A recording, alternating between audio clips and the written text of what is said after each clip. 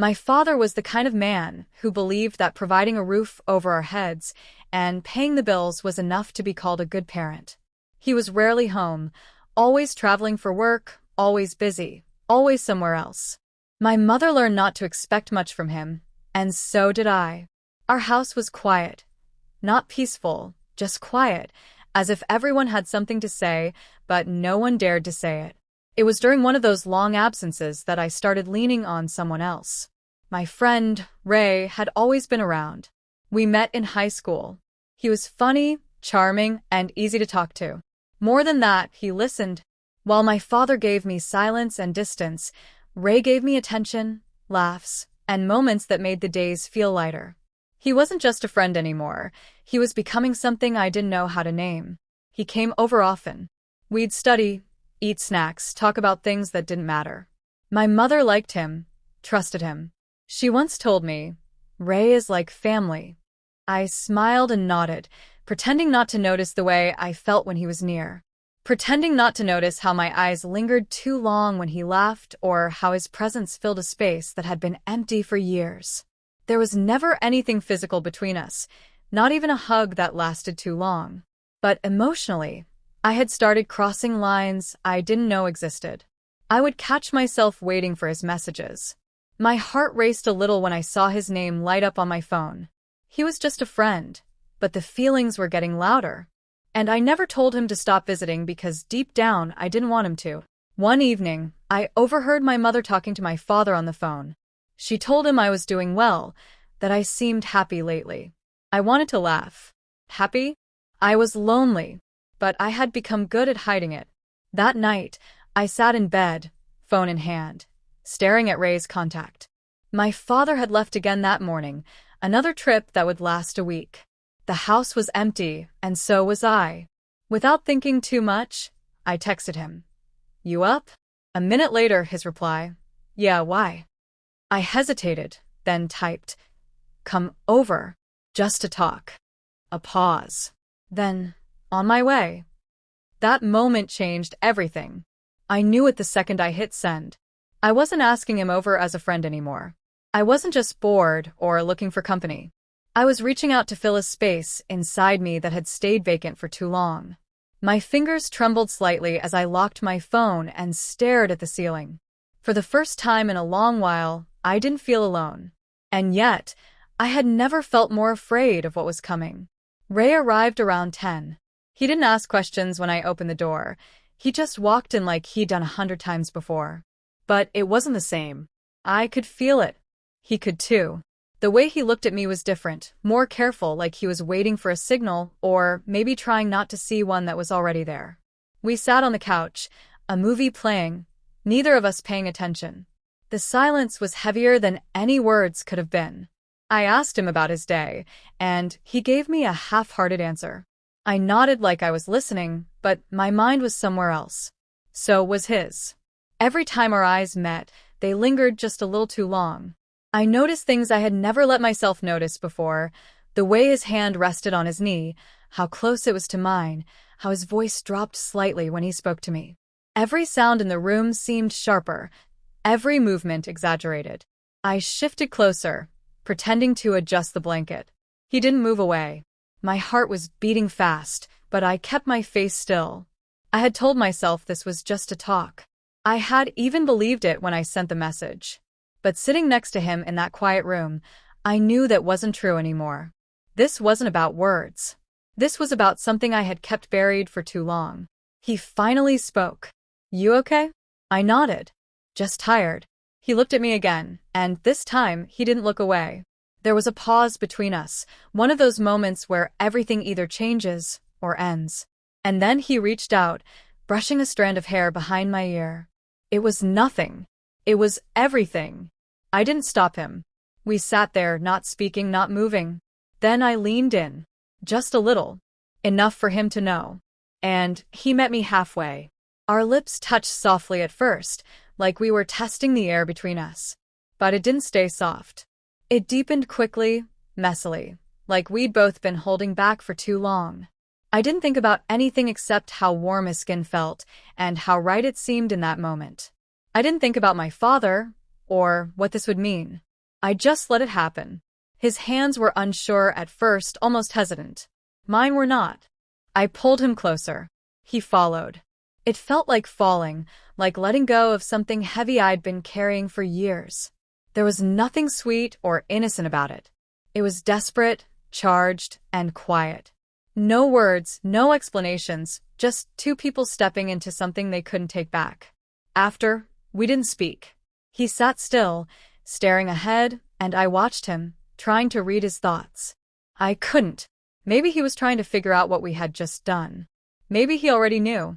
I pulled the blanket over my legs and leaned back against the couch. He stayed there beside me, close but unreachable.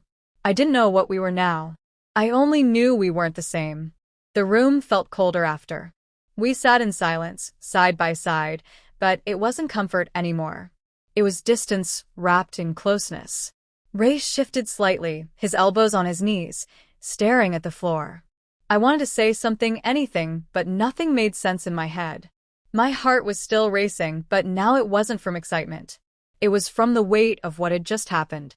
I reached for my phone, not to check messages, but out of habit, a way to avoid the tension.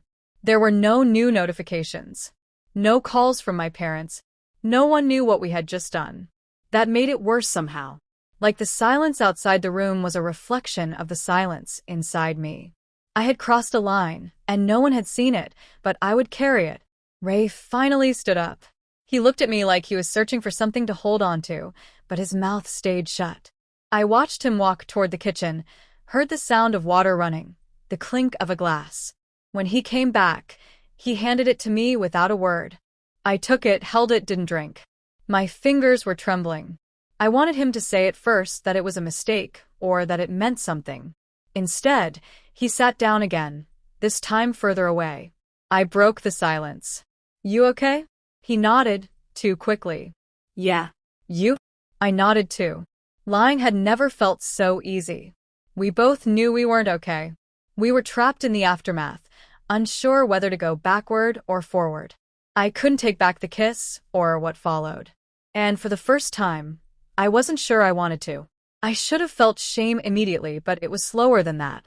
It crawled in gradually, eating around the edges. I thought of my father. He had called earlier in the day, saying he might extend his trip. I told him that was fine, that everything was fine. I had meant it at the time. Now, the thought of him walking back into this house, smiling at me, trusting me, made my chest tighten. I had never cheated on anyone before. I wasn't even in a relationship. But this felt like betrayal in a deeper, more personal way. Ray finally said something. This changes things. I didn't respond. I didn't know what to say. I didn't know what it had changed, only that it had. We weren't going back to the way things were. Friends don't do what we did. We both knew that. I tried to look at him and see the same person who used to make me laugh during lunch breaks, but now all I saw was the person who had undressed the parts of me I didn't even understand. He glanced at the time and said he should go. I didn't stop him. I walked him to the door, hands shoved deep in the sleeves of my sweater. He looked at me like he wanted to say something else, but instead he just nodded and walked out. The door clicked shut behind him, and for the first time that night, I felt completely alone, not just in the house but inside myself. I didn't hear from Ray the next day, or the one after that. We didn't talk about what happened, didn't text, didn't even exchange the usual meaningless memes we always shared. The silence between us grew louder than anything we'd said the night he left. I kept waiting for something, a message, a call, some kind of acknowledgement that it wasn't all in my head. But nothing came. And still, I didn't reach out either. I told myself I was giving him space. The truth was, I was scared of what he might say. When my father returned a few days later, he walked in like nothing had changed. He hugged me, asked about school, smiled at my mother. He was the same, but I wasn't. Every word he said felt like it was echoing off the guilt I was carrying. I watched him move through the house, completely unaware of how much smaller the space felt to me now. He sat at the table where Ray had once leaned in and kissed me. He stood in the kitchen where I'd poured a glass of water, with shaking hands. Every room held a new weight. I tried to act normal. I helped with dinner, joined in conversation, laughed when appropriate. But underneath it all, I was waiting for the guilt to fade, for the discomfort to pass, for time to erase what I knew time wouldn't. At night, I'd lie in bed and stare at the ceiling, thinking not just about what happened, but why I let it happen. And the answers never came. Ray and I started avoiding each other. At school, he walked a different route. If we locked eyes by accident, we both looked away. People didn't notice. No one asked questions. On the outside, everything looked the same. But something had been broken. Not loudly. Not violently. Just broken in the quietest way possible.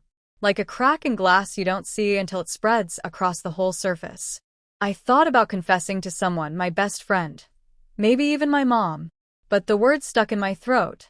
What would I say? That I invited someone into our home and betrayed the trust my family didn't even know they were giving me? That I blurred the lines between loneliness and desire until I couldn't tell the difference? There was no version of the truth that made it less ugly. Weeks passed. Slowly. Ray eventually started talking to others again. Laughing in the halls. Moving on, maybe. I wasn't angry at him. I didn't blame him. We both made the same choice. But part of me wished he would look back at me once. Just once. To remind me it had meant something. He never did. Now, when my father leaves for trips, I feel the same silence in the house. But I don't reach for anyone to fill it. I sit with it. Let it echo. Let it remind me of the night I mistook emotional hunger for something else.